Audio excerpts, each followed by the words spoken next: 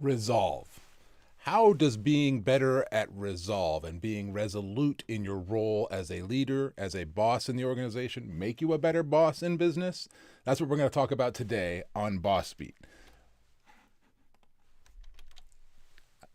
Boss Beat, where we serve up a latte of leadership for those seeking to be or build better bosses in business. And yeah, I'm clearly struggling a little here this morning, but let's dive right into it anyways. Okay, first, story time. I was leading a multi-year, multi-million-dollar e-commerce project for a major brand you all know. We were approaching the first of several major go-live releases, the big bang, if you will, the initial launch. This was a lot of pressure for the business, and they were nervous, understandably, because they had high expectations for the amount of money and time invested in this effort. Unfortunately, each time we were about to go live, at the 12th hour, a member of the brand team, usually the same person, would raise some critical issue. Typically, these issues were actually new requirements they developed late in the game. However, this was a brand that was incredibly strong image and it really had to uphold that image, right? They had the power and felt that it had to be perfect before we ever went live. So, time after time, the release was delayed. Pressure was building, and so were costs. So finally, I sat down with the brand owner, and we had a tough conversation. I explained something needed to change, or else we'd be stuck in this sort of death spiral. His team had to commit and stop raising requirements so late in the game. Now, he agreed. He gathered his team and explained that we were going live this time, come hell or high water.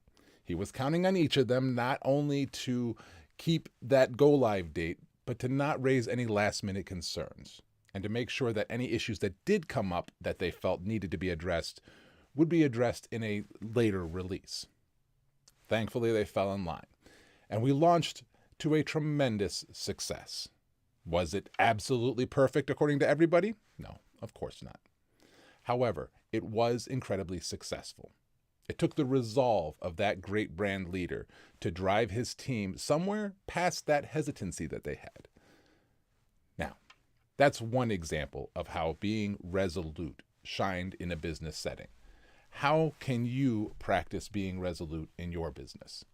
Well, each time here on Boss Beat, we talk about 3 attributes of each of the principles we cover. Today, we'll dive in first with accountability. Accountability. Now, some models lack the emphasis on accountability, especially when you're talking about servant leadership. Why?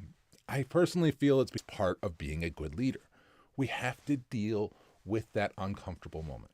We have to often take people not where they want to go, but where they deserve to go, where they need to go, where they can go. Often we are our own worst enemies. We hold ourselves back. And being a good boss in business means identifying where somebody can be better and helping them get there. That does not mean you have to be a jerk all the time. It doesn't mean you have to be mean to the people. It just means we have to hold each other accountable to what we said we would do and what we can achieve. The second major attribute in the principle of being resolute is pioneering. We talked about this one last week a little, so just to remind everybody, if you're not doing anything new, you don't really need a leader, right? If you're just following steps, all you need is somebody to facilitate a process. Being a great boss in business means that you have to be pioneering. And the last attribute today is courage.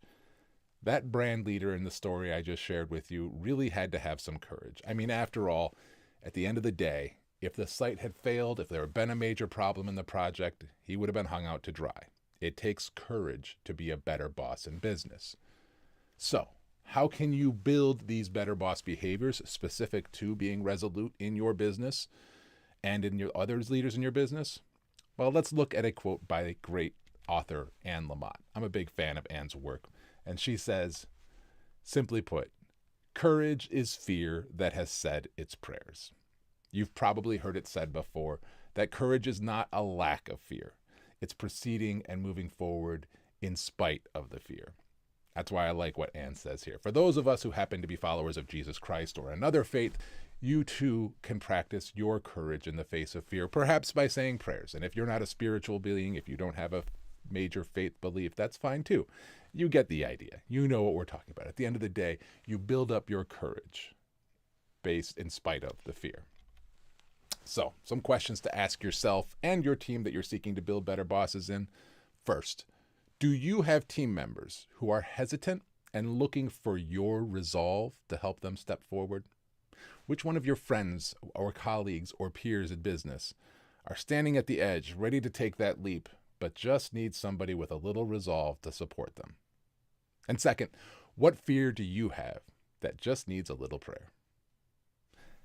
I'm Ben Lichtenwallner. Each day here on Boss Beat, we talk about the 7 core principles of great leadership.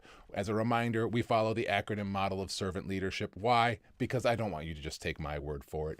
This is based on hundreds of attributes by dozens of the greatest leaders. You can find the full, what I call leadership map at modernservantleader.com, so you can see how everything we talk about here is proven and exemplified by the greatest throughout history and even in modern day business leadership examples. But we know your time's short. That's why I'm wrapping up now, because we want to keep it practical and actionable.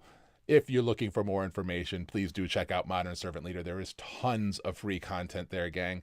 Most of it's not even email gated. And if, by the way, you like this content, there's also links to courses I teach there, which is a very similar nature, very practical and actionable based on those hundreds of attributes. Until next time, my friends, please keep serving.